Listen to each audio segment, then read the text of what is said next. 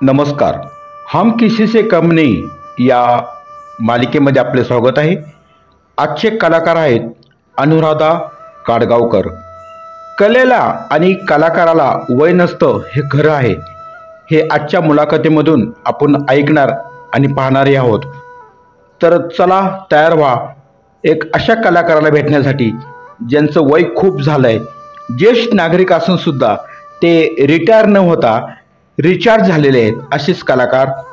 हम किसी से कम नहीं या मालिकेत आजचे कलाकार आहेत अनुराधा काडगावकर. त्यांच्याविषयी आणि त्यांच्या कलेविषयी आज आपण अधिक माहिती घेऊया ह्या पहिल्या भागामध्ये, आणि दुसरा भाग आपण नक्कीच पहा आणि ऐका. परत एकदा हम किसी से कम नहीं. अनुराधा अनिल काडगावकर, वय 67. आता तुमच्या ऑर्केस्ट्रा ग्रुप जो आहे किंवा जे गीत गाण्याचे कार्यक्रम करतात त्याचं नाव काय दिलं, बॅनरला नाव काय दिले? आम्ही त्या बॅनरला नाव दिलंय अनुस्मिता. माझी एक मैत्रिणी आणि मी, माझ्या डोक्यात आयडिया आली, तिला सहज विचारलं, ती म्हणाली करूया, म्हणून आम्ही दोघींच्या नावाने ते चालू केलं. आणि ह्या 2 वर्षात मी सध्या नियोजन करते ग्रुप घेऊन. अच्छा, म्हणजे असा हा अणु शब्द तुम्ही 2 अणु एकत्र केले, अनु आणि स्मिता असं हा, 2 असं मैत्रिणी आम्ही. अच्छा, असा संगम तुम्ही केलेला. तुमचं बालपणाविषयी जरा सांगा मॅडम. हां, बालपण माहीत असं खूप खेडेगावात गेलं. पावस म्हणजे स्वरूपानंदांचं मठ आहे तिथलं, तिथे काहीच नव्हतं आणि एकदमच खेडेगाव. पण त्यानंतर 1ली ते 10वी रत्नागिरीला मी फाटक हायस्कूलला होते. तेव्हा 8वी आणि 9वीमध्ये मला संगीत हा विषय होता. तर त्याच्यामुळे मला संगीत विषय असल्यामुळे 10 राग बेसिक जे असतात त्याची मला थोडी थोडी माहिती मिळाली. आम्हाला आपटेबाई म्हणून होते शिकवायला, आणि पण रानडे बुवा, त्यांच्यामुळे मला रागदारीचं ज्ञान, तंबोरा घेऊन कसं बसायचं, आणि मग प्रत्येक रागातलं सरगमगीत, तराणा, लक्षणगीत असं मी शिकले. विषय होता मला. आपल्या परिवारामध्ये ह्या कला क्षेत्रात कोण होतं का? परिवारामध्ये तसं सगळेच आहेत, पण खूपच खेडेगावात, सगळेच खूप खेडेगावात राहत असल्यामुळे तिथे स्टेज नाही, प्रोत्साहन नाही, किंवा तिथे मोठे मोठे कलाकारही कधी खेडेगावात आले नाहीत. पण वडील पेटी वाजवायचे, आई आमची गाणं म्हणायची. आई रेडिओ लागला की धावत पळत पेन्सिलीने वहीवरती पटपट पटपट गाणी लिहून काढायची. भाऊ माझा पेटीवादक होता आणि मी होतेच गाणारी. मला उपजत ज्ञान होतं गाण्याचं, त्यामुळे रेडिओ लागलं की माझी गाणी सगळी तोंडपाठ असायची लहानपणी. हा जो ग्रुप तुम्ही सुरू केलाय तो कोणत्या वर्षी सुरू केला? आत्ता 2022 डिसेंबरमध्ये पहिला नियोजन केलं मी.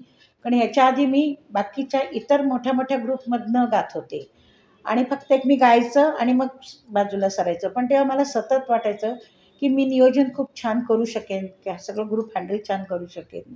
खूप आयडियाज होत्या डोक्यात माझ्या, आणि मग मीच उतरले या नियोजनात. आणि आत्ता हा 12वा कार्यक्रम आहे 2 वर्षातला. मी 2-2 महिन्यांनीच करते कार्यक्रम. हा 12वा कार्यक्रम झाला, परवा झाला तो. विषय कोणकोणते निवडता तुम्ही?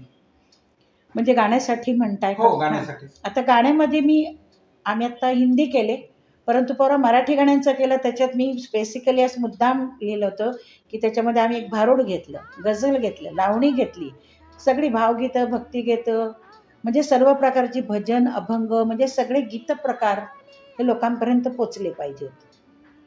सगळ्या कलाकारांना तुम्ही व्यासपीठ मिळवून दिलंय, ही कल्पना तुम्हाला कशी सुचली हो? हां, हे मात्र खूपच इंटरेस्टिंग आहे माझ्यासाठी. मी खेडेगावात असल्यामुळे मला गाणी सगळी तोंडपाठ होती, आणि माझा सगळ्यात मोठा गुरु म्हणजे रेडिओ. कारण खेडेगावात एकच असं साधन होतं की गाणी ऐकायला मिळायची. त्यामुळे मला लता मंगेशकर, आशा भोसले, सुमन कल्याणपूर हे कानावर गाणी पडायची. आणि मुख्य म्हणजे संगीत सरिता हा शास्त्रीय संगीतावर आधारलेला जो 15 मिनिटाचा कार्यक्रम असतो, तो मी कित्येक वर्ष मी ऐकते. त्याच्यातून मला सगळे राग, रागांची माहिती, आणि त्याच्यात गझल, टप्पा, ठुमरी वगैरे असे प्रकार असतात, हे मला कळले. तुमचा जो ग्रुप तयार झाला तो कसा तयार झाला हो? हां, म्हणजे मी इतरांचे प्रोग्राम्स बघायचे, इतरांच्या प्रोग्राममधून जायची. मला असं आतून हळहळ वाटायची की अरे, मी ह्याच्यापेक्षा चांगलं नियोजन करू शकते, किंवा मी खूप छान हँडल करू शकते. गाण्यांची निवडसुद्धा कधी कधी असं वाटायचं की मी गाण्यांची निवड पण छान करू शकते. असं डोक्यात आलं, आणि मी माझ्या मैत्रिणीला सहज म्हटलं की अगं, माझ्या डोक्यात अशा छान संकल्पना येत आहेत, तर काय करायचं, आर्थिक पण हे खूप आहे वगैरे वगैरे. ते म्हणाली चल, तुझ्या मनात आहे ना, करूया आपण, चल. असं एकदम मग प्रेरणा आम्हाला मिळाली. आणि मी ज्यांच्या शोमधून गात होते ते एक उल्हास कुलकर्णी म्हणून तबलजी आहेत, त्यांच्या आम्ही घरीच गेलो आणि म्हटलं तुम्ही इतर प्रोग्राममध्ये इतक्या वाजवता, आम्हाला थोडं सांगाल का की ग्रुपमध्ये काय काय नेमकं लागतं, काय काय नाही. मग आम्हाला त्यांनी थोडी कल्पना दिली की तुम्ही काय काय करायला पाहिजे नेमकं असं. ग्रुप तयार झाला त्यावेळीची संख्या आणि आजची संख्या काय फरक पडलाय का? भरपूर.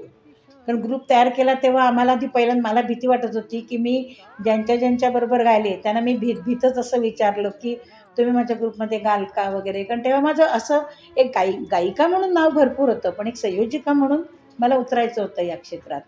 तर मग काही मैत्री खातर वगैरे हो आपण करू, हो आम्ही येऊ वगैरे असं केलं त्यांनी. मला गोळा करायला तेव्हा थोडासा त्रास झाला.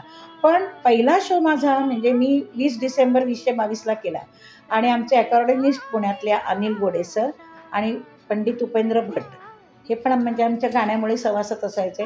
मी त्यांचा सत्कार केला आणि आश्चर्य वाटेल की निवारा सभागृहात जवळजवळ 400 खुर्च्या हाऊसफुल भरल्या आणि लोक उभे होते. म्हणजे लोकांनी इतका रिस्पॉन्स दिला आणि वन्स मोर आम्हाला मिळत गेले आणि तिथून मला मग एक झालं की आता आपण थांबायचं नाही, ही सुरुवात झाली माझी.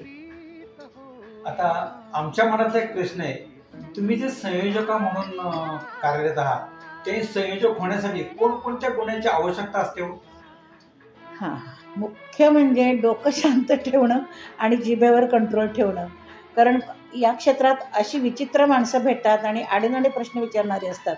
मुद्दाम नाही कोणी करत, पण जो तो आपापल्या बुद्धीने विचारत असतो आणि आपल्याला तेवढं असं वाटतं की अरे बापरे हा असं कशाला याने प्रश्न विचारला. पण त्यावेळी ना खूप मन शांत ठेवणं, सहनशीलता आधी खूप असते आणि डोक्यावर म्हणतात तसं बर्फाची लादी आणि जिभेवर साखर असं ठेवूनच बोलावं लागतं. आणि मुख्य म्हणजे सगळ्यांना समजून घ्यावं लागतं की ठीक आहे हा ह्याचा प्रॉब्लेम आहे, मला विचारतोय ना, मग मी याला नीटच उत्तर द्यायला पाहिजे. असं करत माझा जनसंपर्क खूप म्हणजे खूप आहे. कोणकोणता वयोगट त्यात सहभागी होऊ शकतो तुमच्या ग्रुपमध्ये? हां, तसं वयोगट बघायला गेलं तर बंधन काहीही नाही आहे. कारण मी काही स्पर्धांमधनं भाग घेतला, तिथे मला 1-2 कलाकार स्पर्धेत गाणारे छान मिळाले. साधारणपणे 25-30 वर्षाचा एक मुलगा आहे आमच्याकडे, खूप छान गायला. मी त्याला म्हटलं, "अरे, तू गाशील का माझ्या ग्रुपमध्ये?" तो म्हणाला, "हो, गाईन की तू." आणि मी पण त्या स्पर्धेत होते. त्यालाही माझा आवाज खूप आवडला होता. तो म्हणाला, "हो, मला आवडेल यायला वगैरे." असं करून त्या आज जवळ-जवळ 84-85 वर्षाचे एक पळणिटकर काका-काकू म्हणून दाम्पत्य आहे. ते पण माझ्या ग्रुपमध्ये गातात. म्हणजे वयोगटाला बंधन नाही. पुणे शहराव्यतिरिक्त आणि कोणकोणत्या शहरामध्ये तुम्ही हे ग्रुप तयार केले? हां, ग्रुप तयार केल्या नाही अशी जास्त करून. कारण मुळात मी खेडेगावात होते, त्यामुळे मी आपलं बसल्या जागी मला काही सुचायचं नाही. तरी पण आम्ही गावातली लोकं तबला, पेटीवाले अक्षरशः म्हणजे धरून आणल्यासारखे करायचो आणि मैफिली आम्ही घडवूनच आणायचो आम्ही तिथे. मग देवगडला माझा भाऊ होता स्टेट बँकेमध्ये, तिथे गेलो तर तिथे भावाचाच ऑर्केस्ट्रा होता, तिथे मी गायले. मग देवगडात मी फेमस झाले. मग मला नवरात्र आलं, गणपती आले की कोकणामध्ये एकच नाव होतं की जयश्री पेंडसे. आणि आकाशवाणी रत्नागिरीची लोकं एकदा पंडित भातखंडे आणि पलुसकर पुण्यतिथीला एकत्र जमले, तर त्याच्यात मी गाणं गायले. तर ते आकाशवाणीच्या लोकांना आवडलं. त्या आकाशवाणीची लोकं एकमेकात अशी कुजबुजायला लागली की अरे ही चांगली गाते बरं का, हिला आकाशवाणीत उद्या बोलवूया. मग त्यांनी मला आकाशवाणीत बोलवून माझा नॉमिनल असा फॉर्म भरून घेतला की मला सुगम संगीत गायची इच्छा आहे. आणि माझे सलग 35 कार्यक्रम झाले आकाशवाणी रत्नागिरी केंद्रावर. तुमच्या इथे प्रवेश घेण्यासाठी काहीतरी नियम अटी नक्कीच असतील. कुठल्या गाण्यासाठी? तुमच्यामध्ये जॉईन होण्यासाठी काही नियम अटी असतीलच. पण त्याच्याबरोबरच मला एक प्रश्न करायचा आहे की परीक्षक म्हणून कोणाकोणाची निवड तुम्ही केली होती? हां, परीक्षक नाही. आता सांगते की मी जेव्हा म्हणजे 1994 साली मी STमध्ये नोकरीला होते आणि मला 2 मुलं आहेत. मी लहान मुलं होती, आताची मोठी झाली. पण थोडं कौटुंबिक थोडं असं झालं की माझे मिस्टर थोडं डायलिसिसवर होते आणि ते गेले. त्यामुळे सगळी कौटुंबिक जबाबदारी माझ्यावर आली. म्हणजे मुलांना मी पाळणाघरात टाकून ऑफिस करायची, परत त्यांना घेऊन घरी यायची. त्यामुळे कौटुंबिक वातावरणात माझं गाणं सुटलं. पण नंतर पण अंगामध्ये गाणं होतं. माझी मुलीचा आवाज माझ्या खूप चांगला आहे. तर तिला मी सगळं कॅसेट बिसेट देऊन सगळी गाणी वगैरे विविध प्रकारची ऐकून आज माझी मुलगी इंटरनॅशनल लेवलची गायिका आहे आणि तिने प्लेबॅक पण दिला आहे एका गाण्याला. परंतु आज मोठी मोठी लोकं म्हणजे O.P. नय्यर साहेब वगैरे, शांता शेळके, पंडित हृदयनाथ मंगेशकर या सर्वांसमोर माझी मुलगी गायली. आणि 2005च्या वेळेला जेव्हा सारेगमा 5 झालं तेव्हा आधी श्रीवास्तव सर, इस्माईल दरबार, हिमेश रेशमिया, जतीन ललित, म्हणजे ह्या लोकांसमोर हे सगळे संगीतकार माझी मुलगी गायली तेव्हा माझ्या डोळ्यात पाणी आलं की हे मला हवं होतं सगळं. म्हणजे ह्याला मी पण खरी लायक होते, पण केवळ खेडेगावात जन्म झाला आणि प्रोत्साहन द्यायला कोणी नाही, म्हणून मी मागे पडले. तुमच्यात एखादा कलाकार जॉईन झाला किंवा तो एखादा विजेता झाला तर त्या भविष्यासाठी तुम्ही काय प्लॅन करणार आहात का? हो, करणार आहे.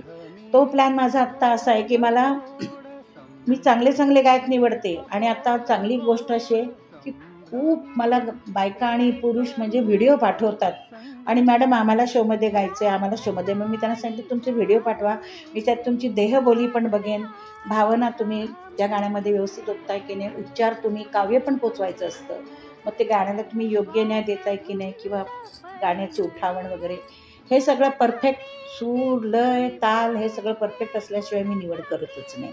आणि आता माझ्या मागे खूप वेटिंग लिस्ट खूप आहे आता, आणि सगळ्या क्षेत्रातले आहे, म्हणजे नुसतेच गायक नाही, गायक, वादक, निवेदक, तबलजी लाईनच आहे म्हणजे. तर अशा प्रकारे हे मी माझं सगळं वाढवलं ग्रुप. आमच्याही शुभेच्छा. कॅज्युअल लुक, गुडलक चौक पुणे, राधाकृष्ण हॉटेल भारतीय विद्यापीठ पुणे आणि BR एंटरप्राइजेस सदाशिवपेठ पुणे.